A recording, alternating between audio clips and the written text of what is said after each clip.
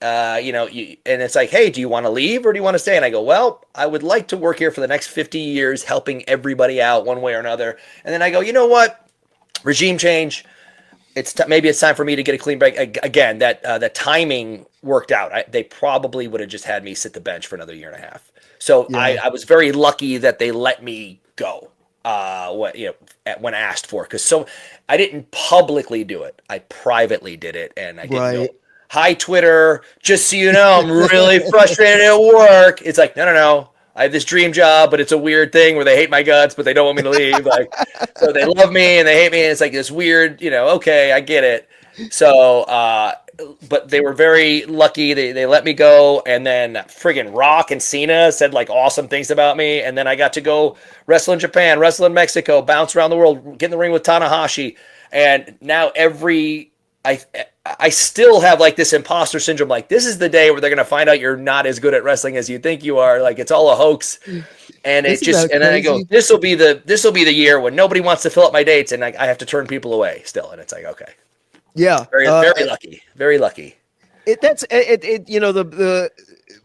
a really interesting. I haven't heard that yet. The uniqueness of having the veterans kind of say, well, hey kid, here's what you're missing, or kid, maybe you should. And it's like, with all due respect, you're burying the lead, and like that great workers, great workers can't. Good booking can make halfway decent workers look great. Bad booking, great workers can't overcome. And I'm not getting the Stone Cold treatment. I'm not getting the DDP treatment. So if I were, trust me, let's talk. Like, man, and now that you have crossed over to a place where maybe, if this were at any point in your career, if you had been let go, you would have been white hot on the scene, I think. What has been the hardest thing to get used to, and what has been your favorite thing that you've encountered? First and foremost, as much as I talk trash all the time, came back and said, follow that, all that stuff. I had, been around most of the people, unless they were NXT call-up a lot for several years or decades.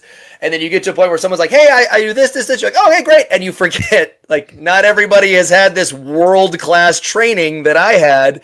And you're like, oh, you don't know how to do a body slam. I just landed on my neck. You know what? I got to start talking to people more before and being less trustworthy. So it made me figure out like, oh, okay, how about maybe we try this? So I was very spoiled for 20 years going, everybody has been vetted one way or another that I got in the ring with. And then you get to a point now where you're like, let's see what happens. Let's see how this goes. And now you got to like, oh, okay, I can trust people, but I can also got to be able to make an assessment about it too. And you just get to a point where it's like, I can do 30, 45 an hour. I will never be tired for you because I work so damn hard and I want to be the best ever. But also sometimes that's not what it calls for. Sometimes it's a different situation. And sometimes you just get to go, oh, this crowd is fun. Sorry, kid. I know we talked about 16 different things that you were going to do, but we're going to do a yay boo spot in the crowd while I drink beer because they are loving this. And you're like, and they freak out, but then they go, oh, okay, I kind of get it. At some point, but it's a weird piece to have. It's just it's great to know how good you are, but you're still fighting to be the best, and you don't know. And there's also just like you love this dream job, and you can't imagine not being able to do it, and you don't want to not do it. And even if you're having a bad day or the travel's rough or the opponent sucks, and you got to make it happen. When you go out there, I have chills on my arm. It's the greatest feeling in the world, and nothing can ever top it. And I don't want it to ever go away ever. So I completely understand all those old timers I used to make fun of. Like, oh, one more run for this 80-year-old guy. Like, no, we don't ever want it to stop. Never. We need that feeling, that rush. It's the greatest feeling in the world. And if you're good at it and you get into it and love it, it's the absolute best. Nothing tops it. But just know, Billy Gunn told me when I was a high school kid, don't get too good at taking finishes, kid. That's all you'll do. And I was like, I'm in high school. I don't know. And I was like, damn it, he was right. So Oh that's a God. real thing. And but man, just being able to live my friggin' dream, still be okay, do 20 years straight, never be off. I'm the luckiest guy in the friggin' world, and every second you got, Chavo even taught me, you got 30 seconds or 30 minutes, make everyone remember you, and that's how I live my life, I think. You absolutely have done that. The run in TNA Impact now.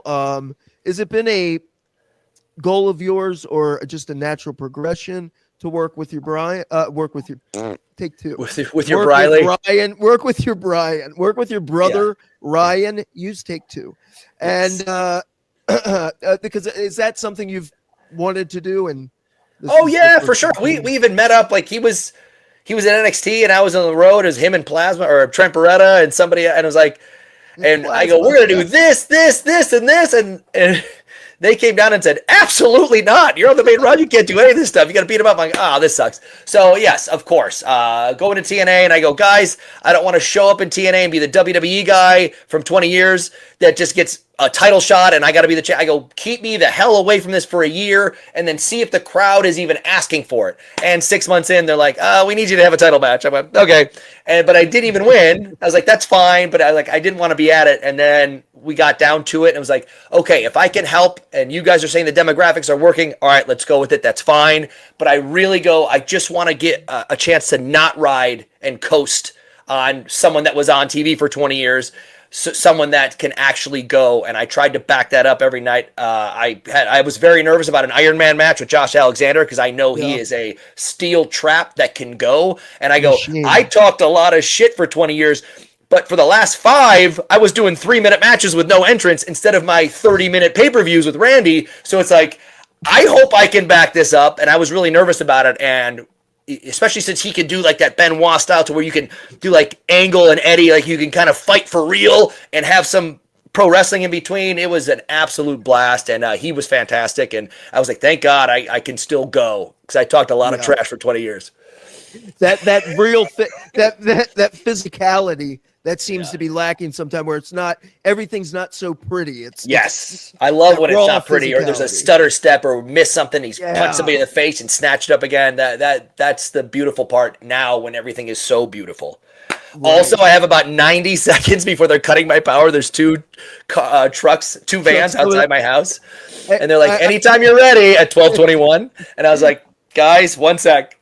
I want to ask you real quick, if anybody out there who is struggling with breaking through, who is great at what they do but can't seem to get that acknowledgement that everybody feels they deserve and they've earned, what would you say to them? It went in different stages for me because at first, yes, sir. No, sir. Thank you for all the advice and what I'm doing. Thank you for giving me a shot.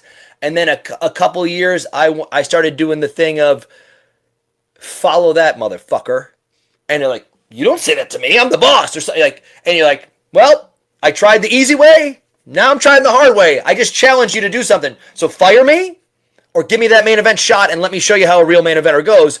Or if you don't have those options, it's something I tell everybody who asks me for advice. I go, dude, when I started, it was 3 days a week, 4 days a week. I made it 7 days a week and then twice on Sunday, like how people say in the saying, but in real life. Because I go, if it doesn't work out because it's showbiz, if it doesn't work out and you don't get to live your dream and you don't get to do the greatest things ever, you will at least be able to sleep at night knowing you gave everything you had. You don't want to be in bed 20 years later going, man, I wish I would have just worked out a little bit harder and tried, or I wish I would have asked for this. No, you go and do it. You give everybody the benefit of the doubt. You thank you, sir. Yes, sir. And I was like, yep, I know. They'd say how great I was doing. And I'd be like, thank you. And that was it. And then it got to a point where that wasn't moving anything. That was actually detracting me. And I said, you know what? Follow that, motherfuckers, and throw a case of water at a gorilla and go, now what? What? Fire me. Go ahead. Like, oh, well, no. All right, well, give me a shot or don't. And then that doesn't always work either because that could get you fired. But maybe you get knocked on your ass and you go work somewhere else. But when there was at the time one game in town, TV wise and worldwide wise. But no matter what, you give them the best. You say thank you and stay humble as long as you can, or you tell them to go F themselves. Try me, challenge me right now. I dare you. And then you still got to find a way to be humble on the outside to the public, because that is private stuff at a work. And unless you're working a storyline or trying to work everybody, Sure. when in doubt, keep it private until it can't be. What a true professional, and one of the nicest guys out Don't there. I let won't that kid tell out. anyone. Yeah. Nickname heel, because you are privately a heel, but one of the, you're as good of a performer and professional as I've encountered in 25 years of playing Cowboys and Indians. So, well, that means a lot, because you've seen it all. And when people say that, people are like, I know you heard this 1,000 times. Like, brother, for every 10,000 good ones, there's a couple negative ones. And anytime you say something that you believe, when I see an actor or somebody that I like, or someone who does something great in wrestling, I go out of my way to let them know, because there's a lot of downs and it's nice to have an up every once in a while. So anytime someone says that, especially like you, someone who's known me for 20 years, that means a lot. And thank you. And I will continue to try and be better every damn day that I can. White hot. Yeah, real quick, one of my favorite things you ever said to me was, after I gave my notice to WWE, I came in the last day, and you come up next to me in FCW, and you look at me and go, Timmy, what the hell are you doing here? And I go, well, it's my last day.